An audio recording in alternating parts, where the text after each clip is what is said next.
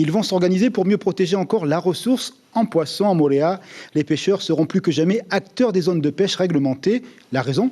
Un arrêté pris en Conseil des ministres il y a 3 jours. Leur présence dans le comité de gestion est accueillie avec bienveillance, d'autant que la redéfinition de la zone pourrait aller au-delà du récif. Reportage sur l'île Sœur signé Ayata Taraou avec les images de Jérôme Lee.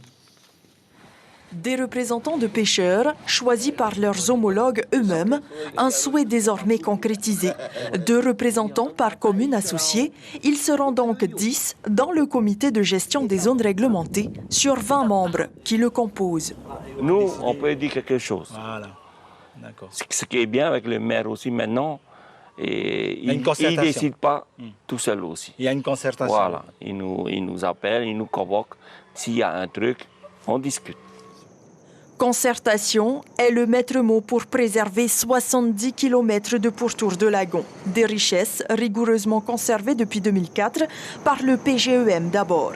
La mise en place de zones réglementées calquées sur le plan de gestion des espaces maritimes permet de renforcer la préservation des ressources. Le contrôle des infractions est simplifié. La pêche est autorisée jusqu'à 250 mètres au-delà du récif.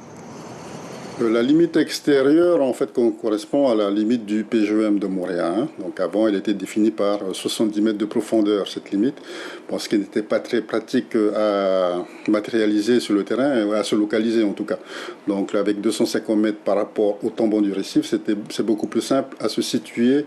Il suffit d'un simple GPS et on sait où on est par rapport à cette limite.